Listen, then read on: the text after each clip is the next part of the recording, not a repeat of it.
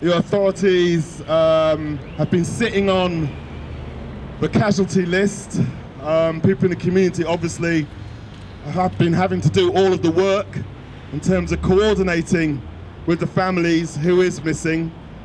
The official number is now 78, I think, but people in the community have told us that the ambulance service and the firefighters are talking about a figure near 160. But whatever that figure is, the real outrage, in addition to the council turning Grenfell Tower into a flaming torch by covering it in plastic for the benefit of rich people so they can look at something that looked a bit nicer than concrete. I've just come from the launch of the Justice for Grenfell campaign in Ladbroke Grove in Latimer Road. I live 500 meters from Grenfell, and our community has been totally and utterly traumatized.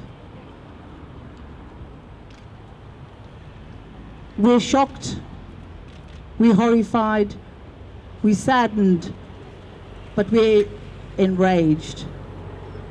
And I know that this is actually, today is about remembering all the dead.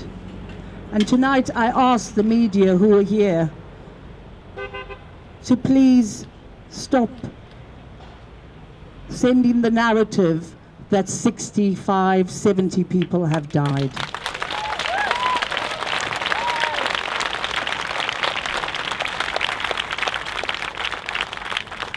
I watched Grenfell burn. Many of my local community watched Grenfell burn. We know there are more than 60 or 70 people who have died.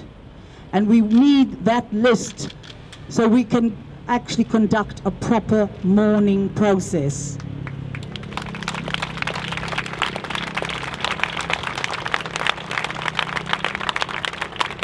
Okay, just a request, any journalists from the, I don't know if journalist is the right word, but from the Sun newspaper would like to make themselves known.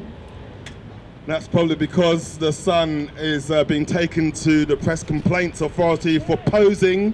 One of their reporters posed as a bereaved member of the family in order to get an interview with a survivor in a hospital. That is the lowest of the low, that newspaper, and so Murdoch Press is not welcome. Good evening, sisters and brothers. My name is Brian Richardson, and yes, I am a barrister at Michael Mansfield Chambers. But first and foremost, I'm a Londoner. And if this vigil is about love, let me tell you one of the things that I love about London. I love the fact that I live on the 6th floor of a tower block in South London. I love not just the views that I have of my block, but I love the fact that it has a block with people from all around the world living in it. But I want to know that the block that I live in is safe, just as the people in Grenfell and in tower blocks across London and across Britain want to know that the homes that they live in are safe and secure. From the point of view of Defend Council Housing, which is an organisation set up to stop privatisation and win more investment in good quality affordable housing for rent, from our point of view, if our organisation has a point, then now we have to step up to this job. So we've already worked out what we need to say to people who are meeting tonight in Sheffield and in other cities all around the country discussing what happened at Grenfell and fire safety.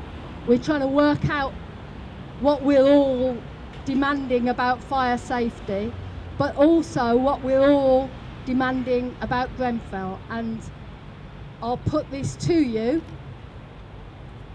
that everybody deserves justice, that everybody that wants to be rehoused together should be rehoused together with a secure tenancy, that people's immigration status, their former tenancy status, none of that matters. At this moment, people need, at the very least, a secure home and a community.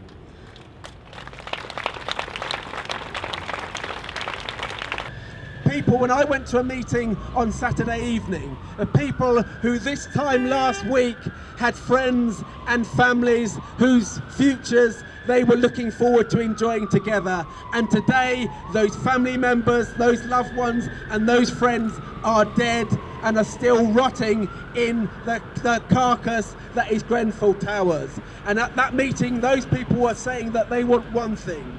They want those people, the rich speculators and the politicians who are criminally negligent, held to account for the slaughter of their friends, their relatives and loved ones.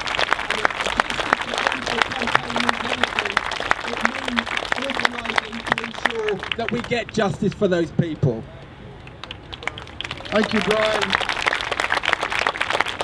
Just a reminder, a big shout out to Imani.